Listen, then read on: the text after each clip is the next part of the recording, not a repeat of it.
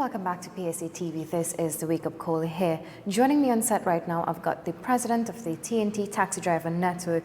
He's also the president of the Chaguanas de San Fernando Taxi Association, Mr. Adrian Acosta. Good morning to you. Morning to you and morning to all the viewers. And how are you this morning? I'm great. You are great. Quite a long journey up this morning. Yes, it is. An early morning. How's that? How's your journey up? Well, I came up early this morning and the road was clear. I came up there about half three this morning. I'd imagine you all would appreciate the decrease in traffic, or schools out. So. Well, for us, the traffic has just shifted from an earlier hour to a little later hour. That is what goes on with school goes, but there's still a lot of traffic during the day.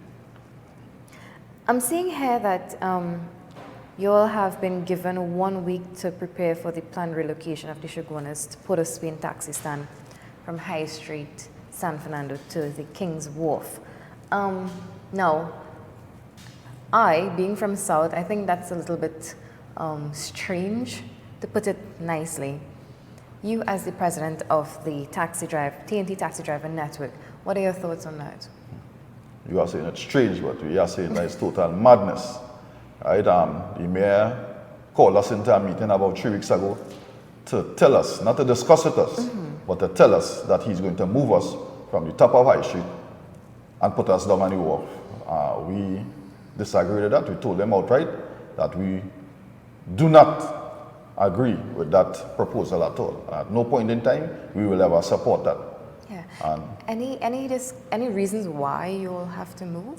Well, he is saying it will help to ease the traffic congestion on High Street, but we cause no traffic at all on High Street. On High Street, you all are causing traffic. That's Yes. the reason. Yes, he gave us a letter. He handed us a letter yesterday, and that was one of the reasons for putting us down on the wharf, he said. Now, how is the taxi driver network dealing with that? Well, we are not going to sit down and take that. I am saying that is an injustice to us as taxi drivers. You want to take us from a very bright, populated area and put us down in the back of God back in an unforsaken place where not even vagrants want to go. Right? Anybody who has visited the wharf know that it smells bad. There is no lighting.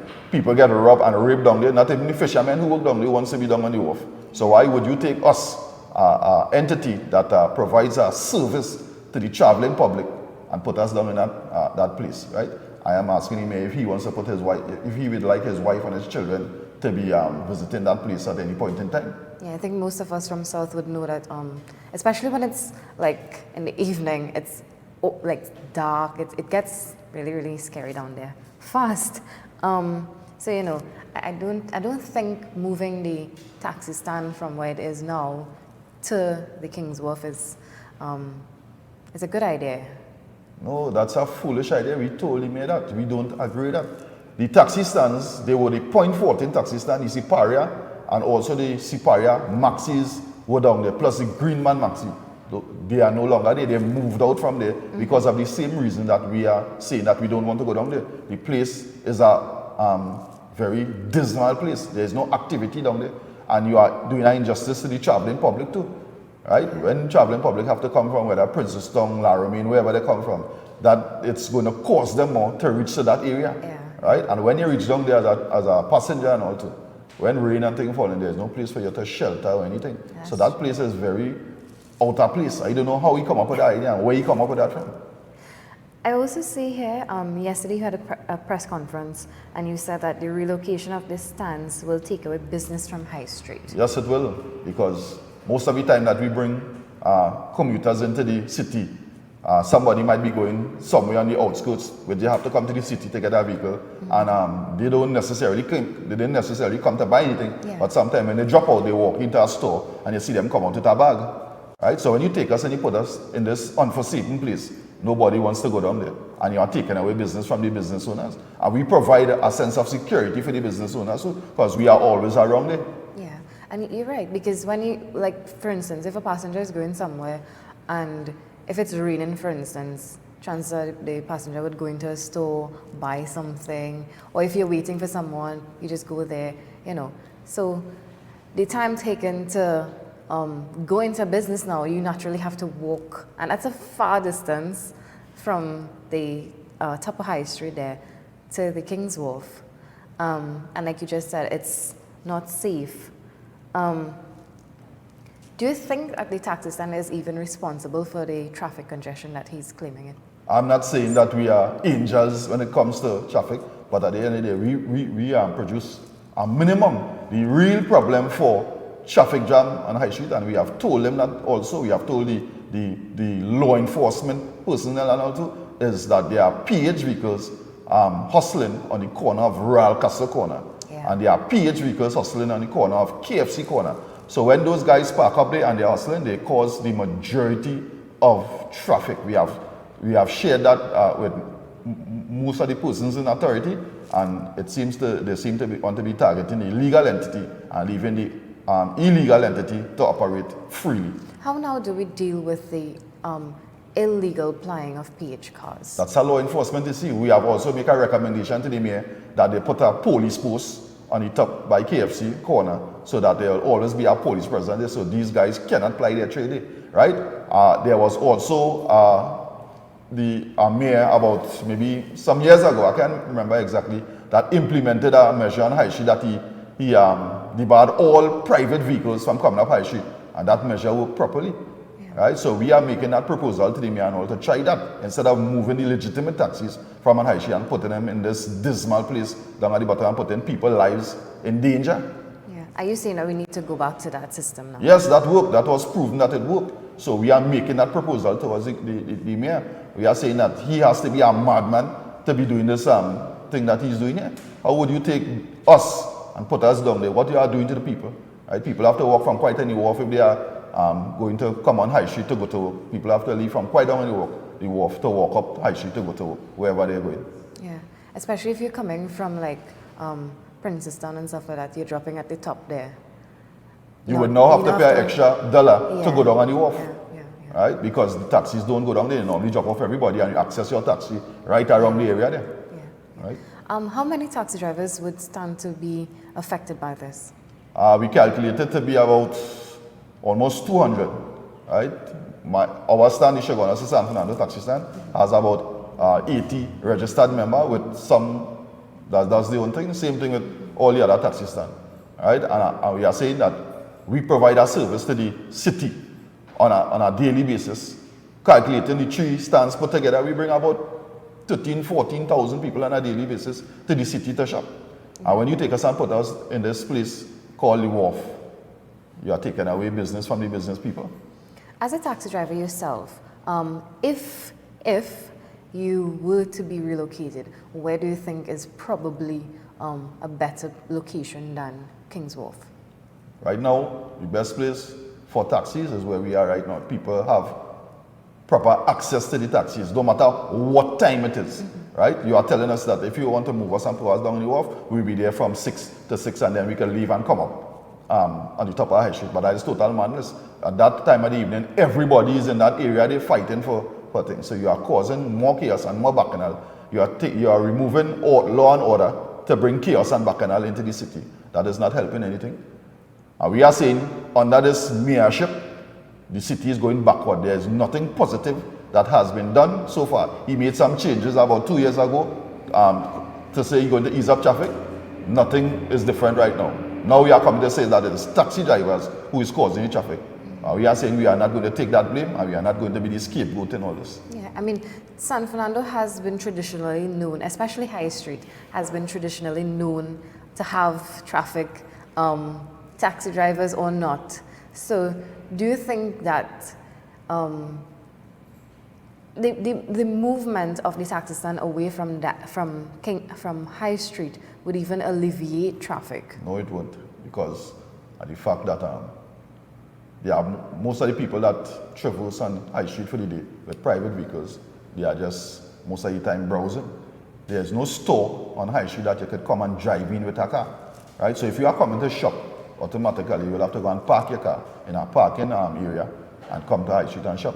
So we are saying that that move that Mr. Ian Atterley made some years ago, that stopped all private vehicles from coming up from accessing High Street, only if you went and buy something, and you have to come and collect it. You produce your bill to the police officer and you go and collect your stuff.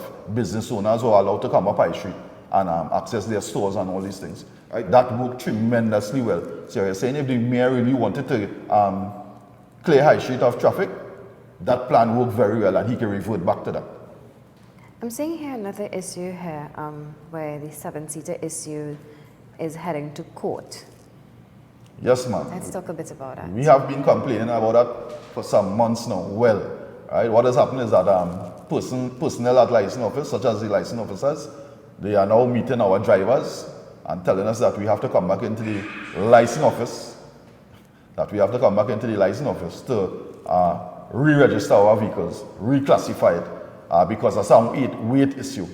Right? And we are saying that that is a no-no and we will not accept that, because at the end of the day, when we purchase our vehicles, we purchase it on the basis that we were going to get 7 passengers when we went to license office. Yeah. Right? So some bright, wonderful license officer get up in the morning and decide that he's going to send back down our 7-seaters to 6. Because of what reason? He say wait. And in case you're wondering what exactly Mr. Acosta is talking about, let me just read to you briefly from an article here done in The Guardian. It says, angry over the reclassification of their vehicles from 7-seaters to 6-seaters, taxi drivers across the country are preparing to take the Ministry of Works and Transport to court to have the decision reversed.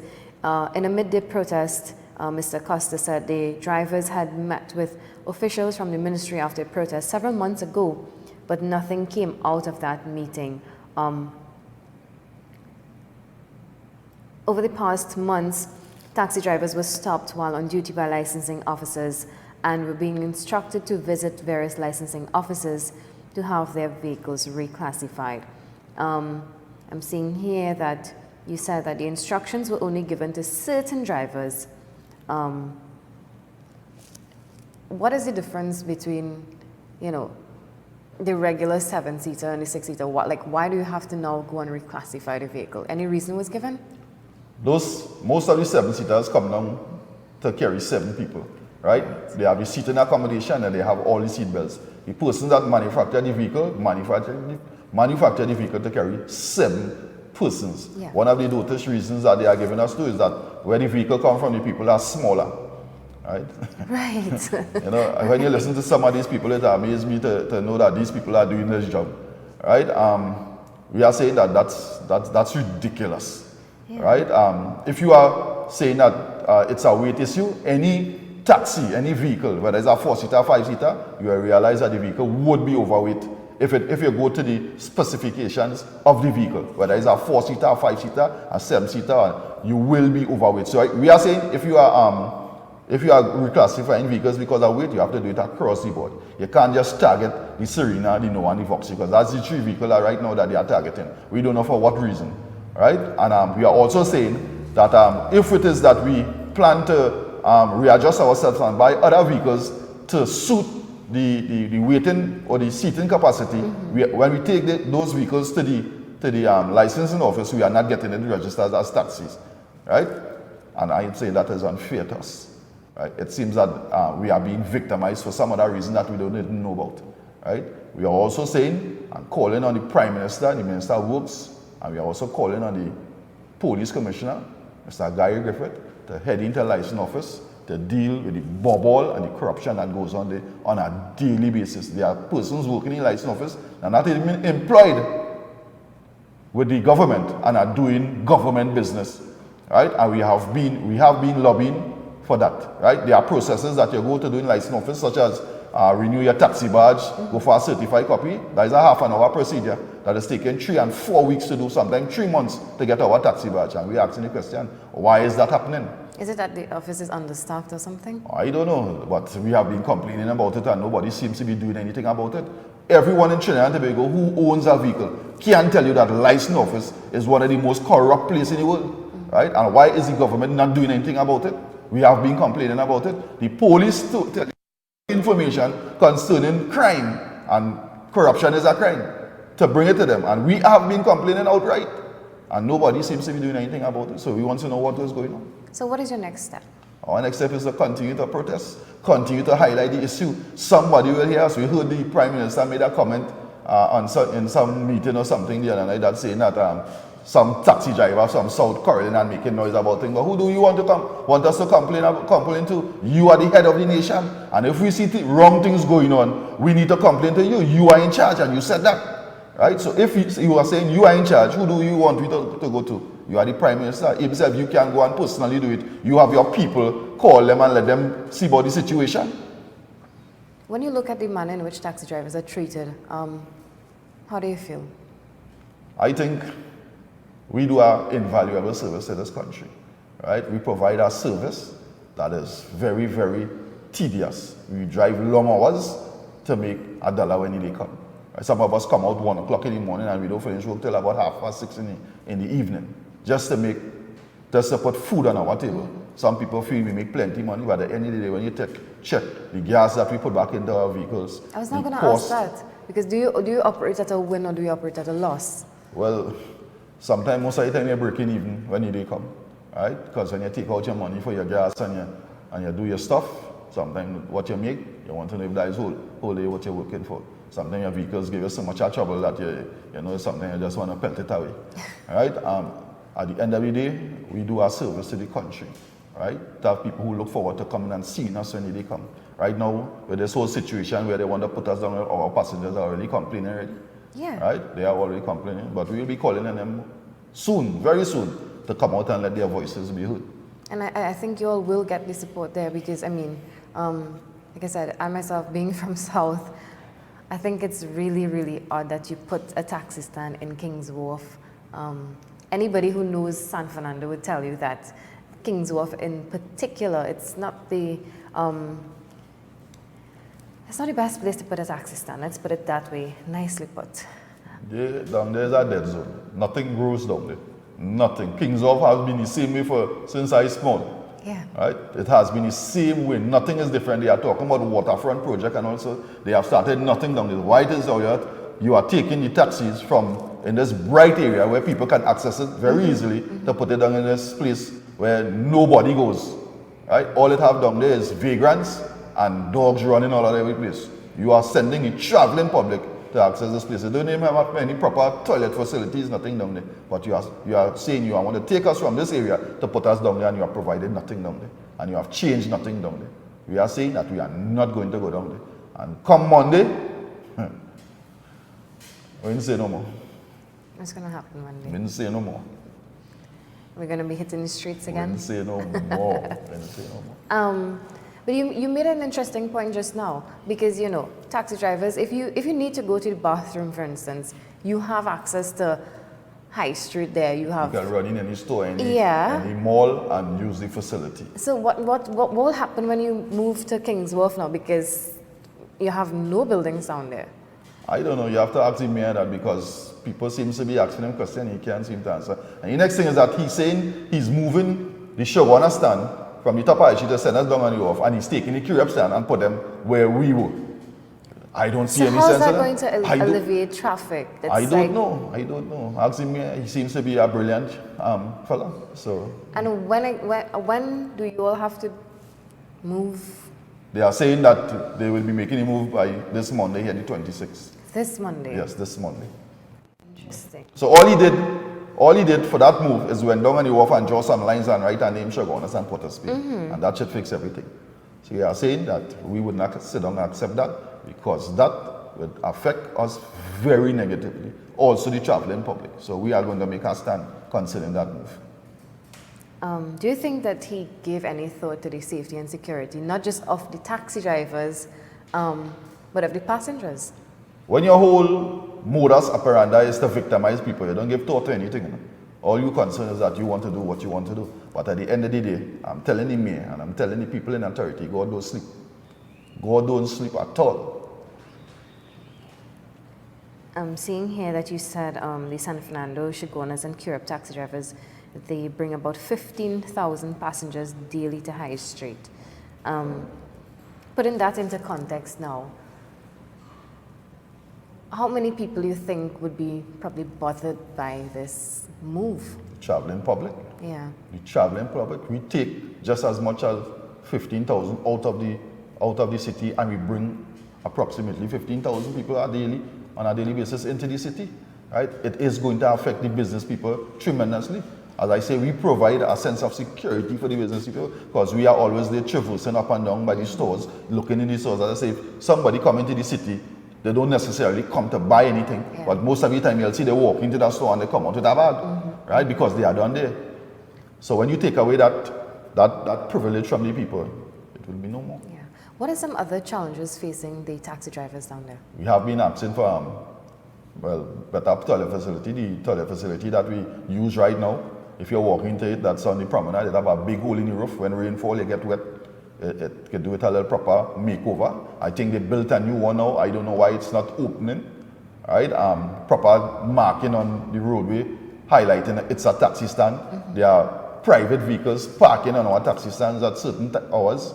Right? Well, the goods truck come, but we know they have to offload. So most of the time we make space and give them the opportunity to offload their vehicles. PH flying around the taxi stands 24, as we said, no police. Well, law enforcement presence is very low, right? When you speak to them, they say most of the time they tell you that they are understaffed, right? So we face a lot of problems on a daily basis. The issue of PH taxi drivers, that has been something you've been very vocal about for as long as I can remember. But there seems to be no kind of resolution to that. Is it that, you know, everything you said just fell on deaf ears? Well, that is what is amazing to me, to see the kind of effort that is being put behind the legitimate taxis, right? It is amazing to me to see that, and no effort at all from nobody is being put behind the illegal PH trade, right? I'm not against somebody looking for a dollar to eat, but at the end of the day, the wrong thing is the wrong thing and the right thing is the right thing. We can't endorse it, right? If you want to be a taxi driver, there's a process to go through, a simple process. You go and you do your driving test, you get a taxi badge, you pass it in, and you come in, you put your car each and right? It is unfair for us to have to pay higher insurance, go and get our car inspected every year. We have to go and renew our taxi badge, we have to get police record and all these things. And you are coming out and doing the same job that I am doing with all these things. It doesn't make sense, right? So we are saying if you want to be a taxi driver, go and do the correct thing and come and apply your trade. We don't have no problem with that. How difficult is it being a taxi driver? Or how easy it is? Well, a taxi driver, you have to have plenty of patience because you're dealing with the public when they come. Right? I always tell my drivers that on a daily basis. You have to be very patient. You will meet all sorts of different people traveling. You don't know the conditions somebody leave home in. And you know, when they come, you try to be polite, you try to treat them well, and you try to give them the best ride from point A to point B and make sure they reach safe. So it's a very difficult work when you think about it, right? And we drive for long hours. And considering this now, how would this be added stress to you all? Yes, it would, because you are putting us in a place where we are not comfortable, right? And you're also sending the traveling public into a place where it's not comfortable for them either. They would not be safe. Down there is a place that is very, very dismal. Right? There's nothing down there. So why are you taking us from a place where it is bright and the traveling public feels comfortable traveling there to send us down in a place where it has nothing down there? That's amazing to me. I don't know where they just be making up these ideas and things, but the people who see them and they collecting their salary and they come in. We have to come out and look for ours. Right? So while you are making decisions without consulting us, that affects us. We are saying that no, we're supposed to be able to sit down and discuss the way forward. Not you making a decision and telling we have to go down there. That is total madness. Did you try talking to the mayor? We went, well, I didn't went, but it had other persons that tried to get in touch with him, and he's not coming. Right now, he's not coming out of his office. Normally you would see the mayor on High Street almost every day. Since this action, you haven't been seen him. He's only talking to the media. He's talking to the media more than he's talking to us. Interesting. Very interesting. So your next step of action with regards to this is, do you think that if you try to seek some sort of meeting with him, that he'll probably be open to it? The mayor has already told the media contacted him, and he said everything is set for Monday for us to go down in the office. So for us to do now is to try and defend ourselves and get this thing out of the way. Right? We are saying that we are not going to accept that. That's a total disaster. That plan that the mayor had planned to put us down on the wharf, that's a disaster. That is not a plan. Wow, very interesting and very unfortunate developments happening there at the Port of Shogunas, the San Fernando to Shogunas taxi stand, and then the Port of Spain taxi stand will be moving as well, or that is... Yes, there will be. You know what's one of the interesting things? You know, we have been trying to help ourselves as taxi drivers, especially Shogona stand. We have a stand that can only take 10 persons, 10 cars at any time. Yeah. Right? We have developed a system where we have about 50 cars working on a daily basis. We have developed a system where we have a system called first come, first serve. Right? Where we have somebody at the stand, we have a book and we have a phone. When you come down, you put on your name, you go and you park on the outskirts of the city. Right? And when your turn come to come in the stand, we call you and you come in the stand. So there's no parking alongside there's no parking on High Street for us, and there's no parking alongside the stand waiting for a park. You come, you see, you put on your name, and when your turn comes to come in the stand, we call you. So when you come up High Street, when you come up Short Street, all you do is drive in the stand. So there's no reason for you causing the traffic, and the mayor knows all about us. He's one of the persons that was supporting us with this issue, with this implementation from a long time. So I don't know where the 360-degree turn come from just so. We are amazed at what's going on. But what we are hearing through the grapevine is that there are 2 major construction systems to start at the top of High Street soon to come. Interesting. And I'd imagine that they plan to, you know, have this new system where you call the taxi driver from, well, when he can come in, would stem from in the past where you all had an issue of drivers just cutting into the line. Yes. We scrapped that. We got rid of that, right? So we are saying that we improved ourselves by forming the system and saying, look, turn, everybody coming in line in the turn. If nobody came down the road fighting for a park and cutting line and all these things, we cut out that clean, right? We told our drivers, fairness is fairness. If you come last, you come in line last, right? So we formed that system. It worked very well, right? Up to this day, if anybody goes to Sando and see it, they'll see it working very well, right? It's amazing to see how it works. People are amazed at how we work on that taxi stand. So I don't know what the whole idea about Shoguna's taxi stand causing traffic and I said, when we heard that, we were in shock for some days. Right, so again, we will not be taking that as easy as they think we will be taking it. All right, and in case you're now joining us here on PSA TV, we're chatting here with the president of the TNT Taxi Driver Network. Some developments happening there where the taxi drivers are asked, rather they have been given 1 week to relocate the Port of Spain to Shogunas, the Shogunas to Port of Spain's taxi stands from High Street to King's Wharf in San Fernando. And of course, you're not taking that lightly. No, we are not. No, we are not. That's a dagger in our back as far as we call it. Right? We have been stabbed in our back. We have been providing a service to the community there for years. And just so, the mayor come up with this brilliant idea. And he don't want to hear nothing that nobody else to say. He and his councilmen sit down and make decisions for us. Right, that negatively affects us. They're not making decisions to better the city, you know? Right? And we are saying that under this mayor, we are being victimized. Right? That move that he want to make, they will solve nothing in the city of Santa Ana. It will only make things worse. Because we are saying when you take us and move us out there and put us down on the wharf, you are creating a vacuum for PH to operate. Right? PH and white van. Because if you are traveling, and you can come on High Street and get a PH to go Shogunas, would you walk down on the wharf?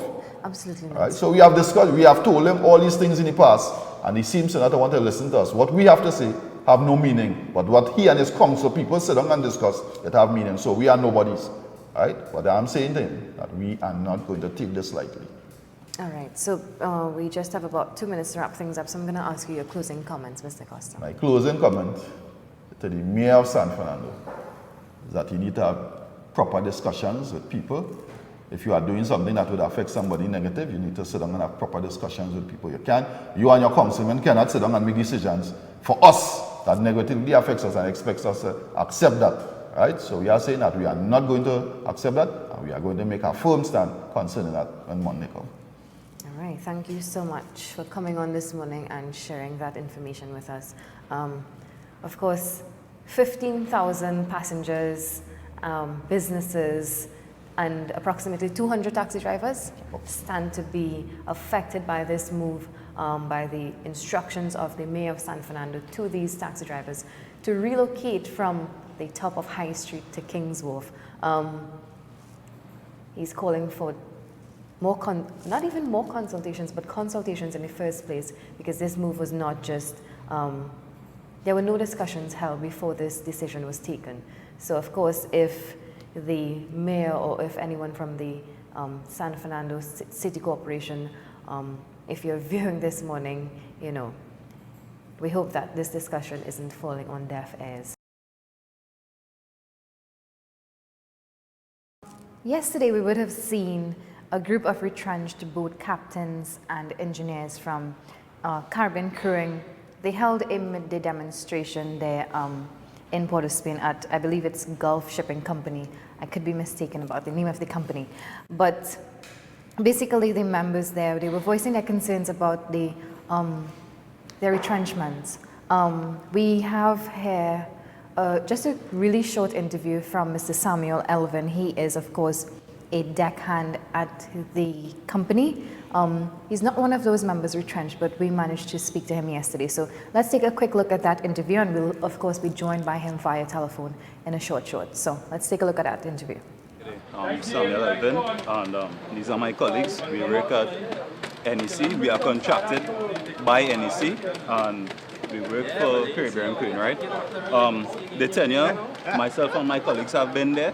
This is the first time after 20 plus years that we have been paid late, right? Which will be the 31st of last month, and then this month we are being paid only the first 3 weeks of the month, and they expect us to work for the entire month, right? This has never happened in the past, and it's happening now, and it's because of the actions we are taking against the company for the injustice that they are doing to us, right? And they terminated 8 captains.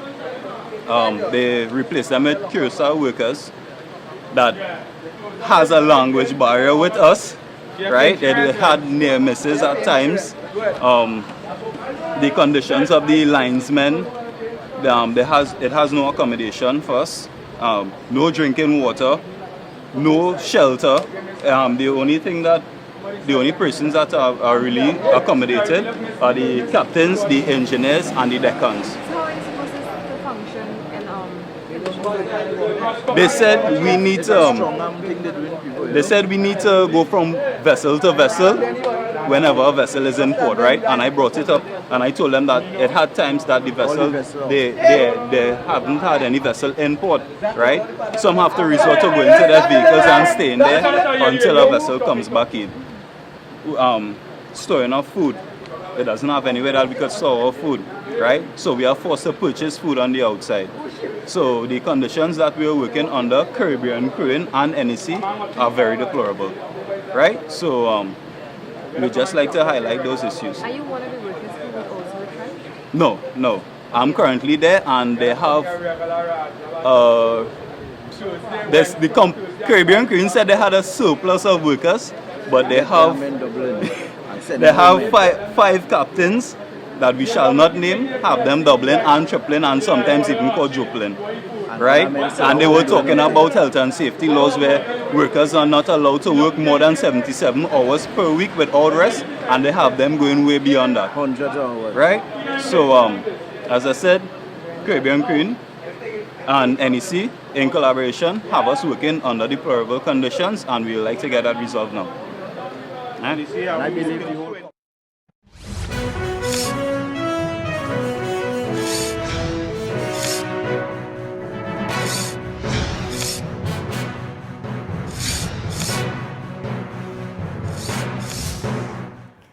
And welcome back to PSA TV. This is Eye on Labor. What you've just seen is a really short interview I did there with Mr. Samuel Elvin. He is a deckhand at Caribbean Crewing Company.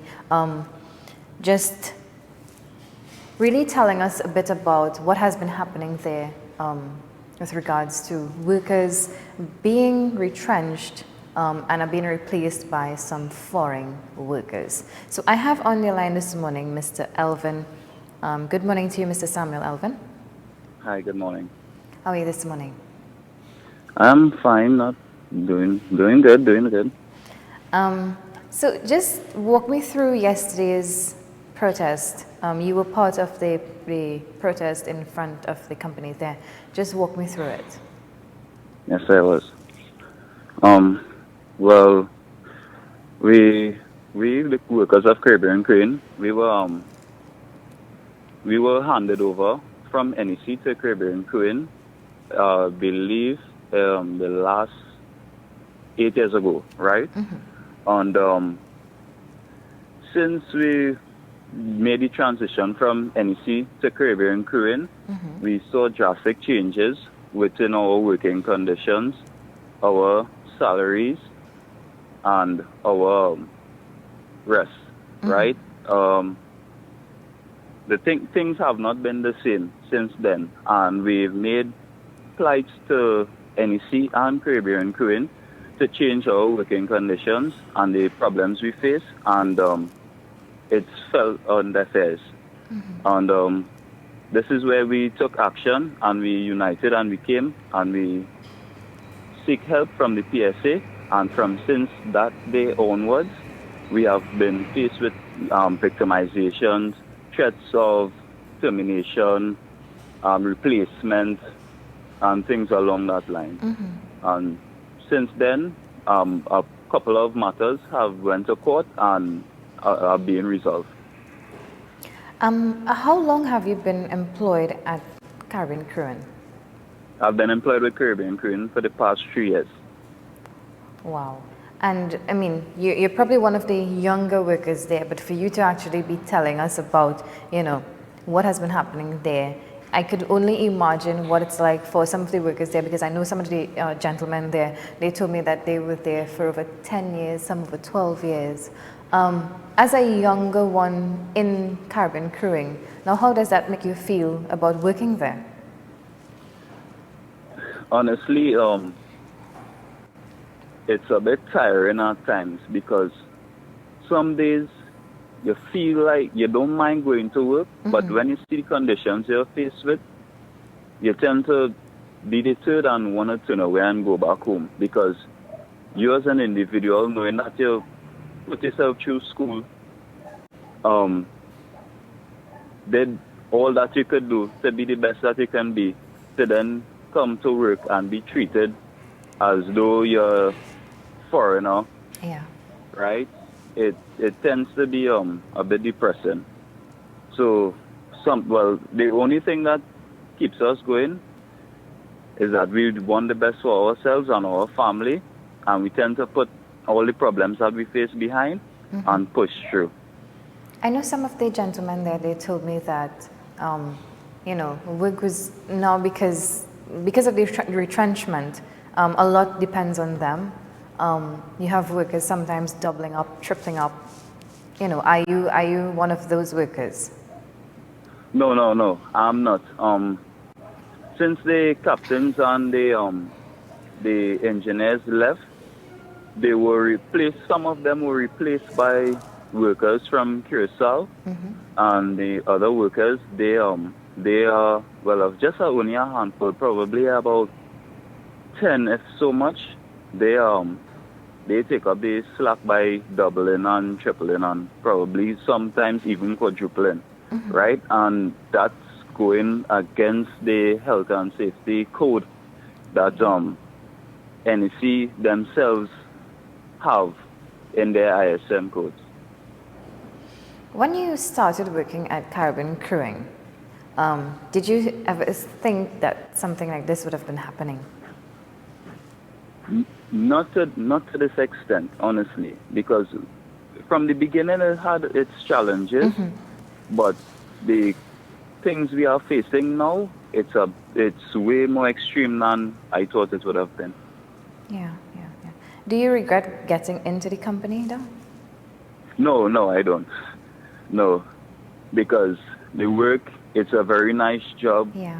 It's educational. It has a lot to learn. Nice people, operations. You're getting to deal with foreigners plus locals, right? The work, it's diversified. So the work itself, the job spec is very nice, but the conditions we are working under, it's a bit deplorable. Yeah. Are there any communication barriers when it comes down to the foreign nationals and the locals? Yes, there is. And right now, well, the foreigners, I believe they are bilingual, but because their accents, it's so strong, it's a bit difficult to figure out everything that they're saying when they're speaking to us. So, I mean, how does that now build any kind of worker relation between the locals, the foreigners, you know? How is that gonna even all go well for a company?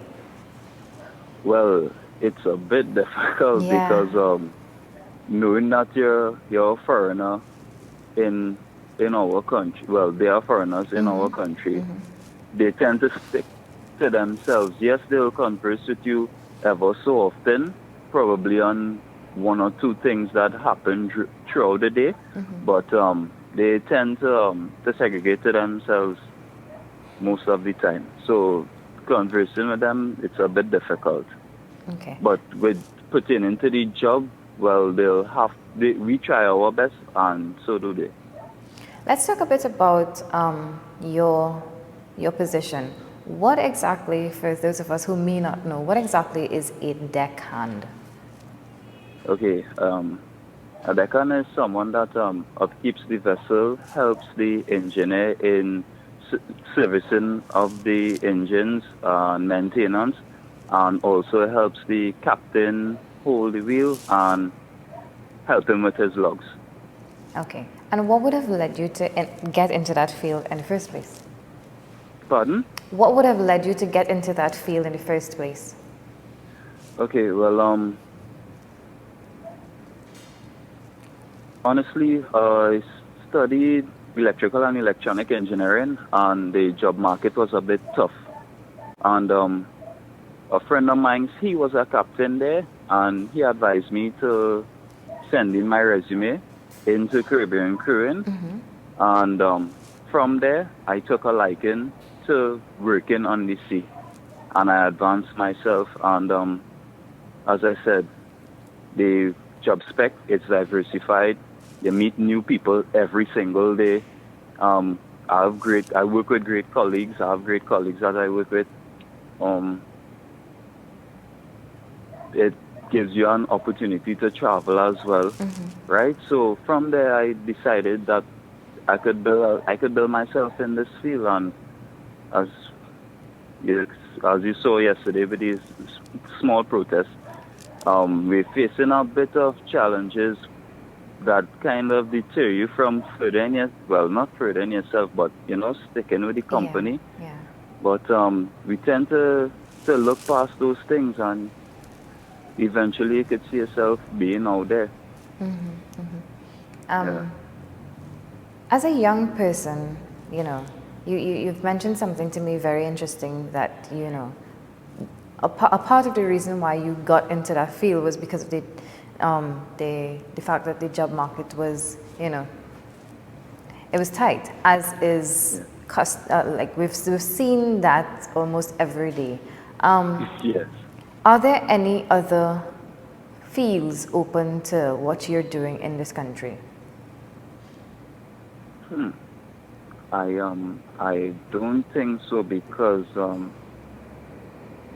it had a couple companies that retrenched workers from as far as Port of Spain, straight back to Galeota and Lebeco, if I'm not mistaken. Right. So the job market, it's becoming a bit tough in the marine industry. So to basically uproot yourself from where we already are, to go and look for a job out in Trinidad and Tobago, basically inland offshore, it would be a bit challenging.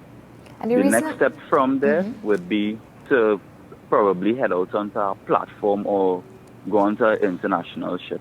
And the reason I'm asking you this is because, like you're rightly saying, it will be difficult for anybody from your field or not just from your field, but from the company itself now, to be hired in another company because of the fact that most of these members, most of these workers have spent almost all their life working there. You know, so to be absorbed into another company, the chances are very slim because, like we've just established, there aren't many options available to these retrenched workers. So I think that, you know, Caribbean Crewing should, you know, pay attention to their workers and now notice their value. Yes. Do you think that you know, these workers are being treated as though they're nothing? Yes, it's true because we had a meeting. I believe this was the first demonstration we made. We had a meeting with one of the NEC officials, right? And she said if we don't desist from our protest, that NEC will divorce us, right? And by extension, Caribbean Crewing as well, right? So they don't really value our work and us as individuals. And this is another thing I'd like to put out there. Our company, well, the workers of Caribbean Crewing, we went to varying companies and we asked them how are their operations run, and it's nothing in comparison to what we are doing, right? Because it has time that we work from the time we reach straight up until the following shift, the following change, the crew change, which is the next morning, the same hour. Yeah. Right? Sometimes you'll be out there on operations going from 24 hours ranging straight up to 72 hours. Yes, we'll have rest breaks in between, but it isn't sufficient to what the ISM code states, right? And we go above and beyond it. Even at an operation, one or two of the captains, they were telling me about that. They went on and they brought in foreign nationals to do the job, and they couldn't do it, and we did it, right? So Caribbean Crewing, and by extension NEC, they don't value us as they think people would. Yeah. Right? And we are looking to make a change on that. And do you all have any proposals to the company, you know, any alternative plans, you know, to probably have them reconsider their retrenchments or simply their actions? Well, yes. Well, this is another thing, right? They retrench the captains and the engineers and stated that they don't have the license. They don't have the license required to operate the vessels, right? Yeah. But the thing is, we spoke to the foreign nationals that they brought in to replace us, and the thing is, they are operating on the exact same licenses that we possess, right? And another thing, the captains, one or two of them that they said that they don't have the required license, they have them still operating the vessel.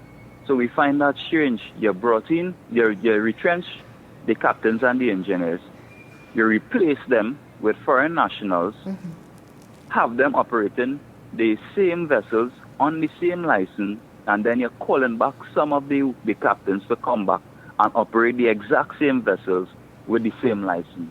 That doesn't make any sense. No. Right? So, not. yeah, it doesn't. So, a couple things really need to be taken a look at, and solutions need to be placed.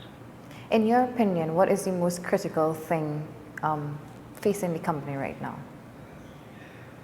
The retrenchment of the workers, because since they have left, the job scope has become a bit more dangerous, because you have captains and engineers working more than they're supposed to, and it increased the risk of danger, of harm to the person, to the workers, and to the vessel themselves, right? So they really need to reinstate these guys and have them back on their jobs so the workflow can fall back the way it usually was.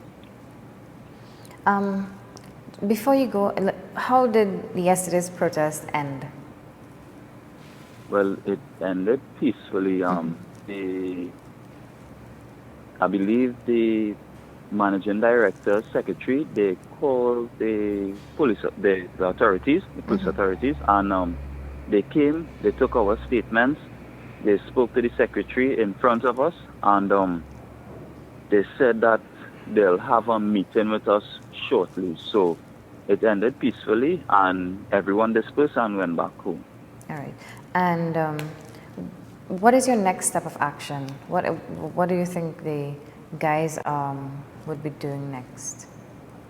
Well, right now we are waiting word from the second vice president, Mr. Adrian, to find out what's our next plan of action. Yeah, we won't want to let the cat out of the bag just yet. But you know, this is very unfortunate.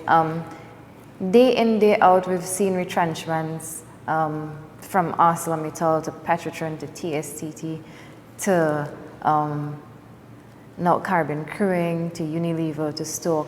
You know, as a young person in the job market, what are your thoughts on retrenchments and the rate in which it has been taking place in this country?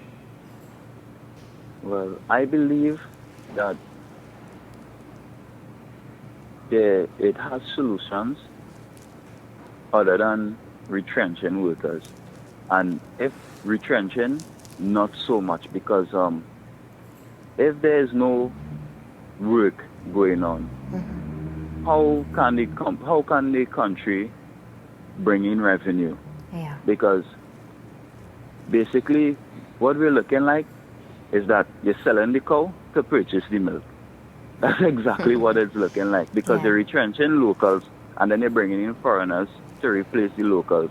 And then the foreigners, they are taking their income and sending it back to their family. Right? So Trinidad, in my opinion, if it continues at a rate like this, we would be heading for a collision. Yeah, we're slowly heading downhill. Yeah.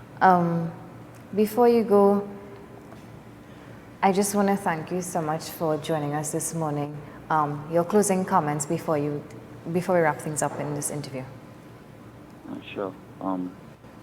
Well, I believe that at the end of all of this, the workers of Caribbean, the workers of NEC, I should say, we will succeed in all our endeavors pertaining to what we are being faced with within the company, and by extension, all the workers who are out there fighting for their rights, they themselves shall prevail. Because they have worked hard, they made an honest dollar, and they do their best to provide for themselves and their family, and by extension, the country.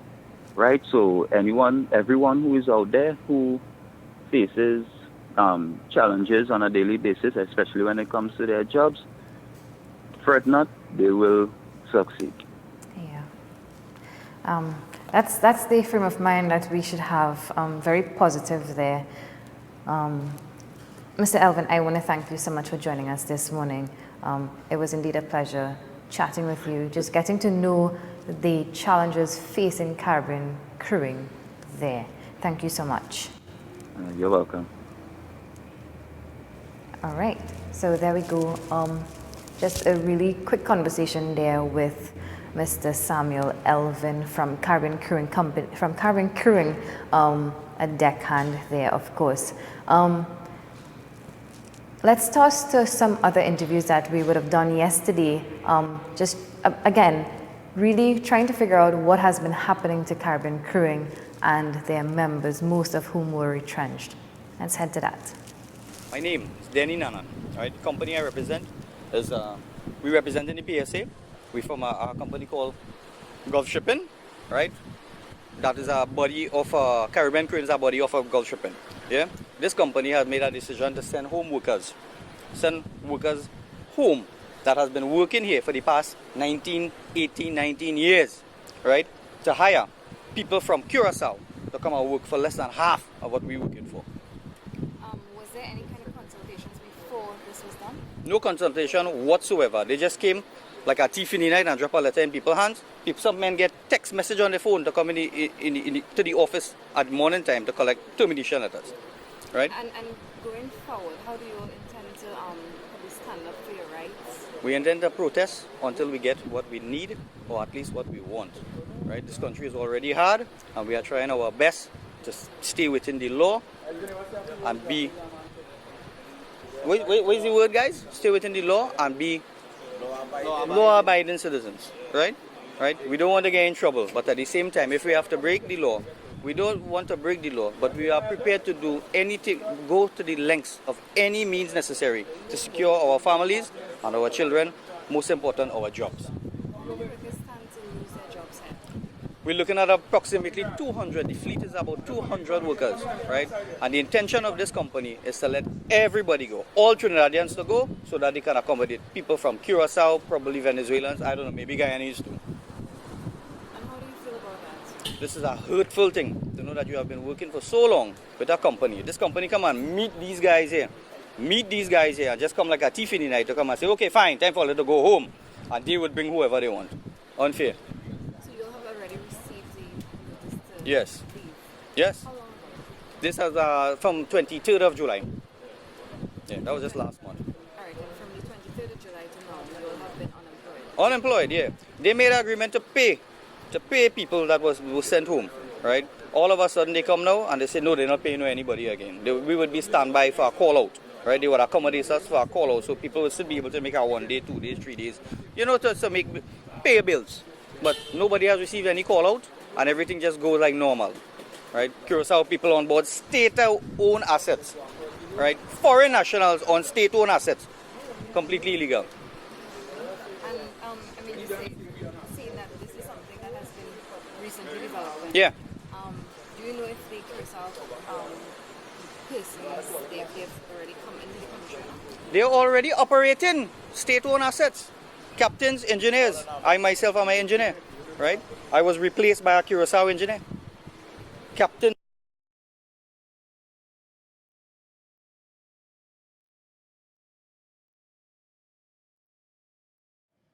All right, what you would have been seeing there is Mr. Denny Nanan from Caribbean Crewing, one of the retrenched workers from that company. Again, those workers were retrenched, many of whom had over 10 years, some even over 12 years experience in Caribbean Crewing. They say they were being replaced by foreign nationals, Curacao to be exact, and they weren't offered any compensation or any pension packages. Very, very unfortunate developments down there. Of course, we'll have coming up pretty soon some comments from Mr. Gregory Cover as we try to follow up what is the best way forward for the members down there. So we're going to toss to a really short break. News is at the top of the hour, and when we come back, we'll continue with our programming here on PSA TV. Stay with us. We are happy! Yes! We are happy! Yes! We are happy! Yes! We are happy! Yes! We are happy! Yes! We are happy! Yes! We are happy! Yes! We are happy! Yes! We are happy! Yes! We are happy! Yes! We are happy! Yes! We are happy! Yes! Of course, we are happy, man. Yes! Yes!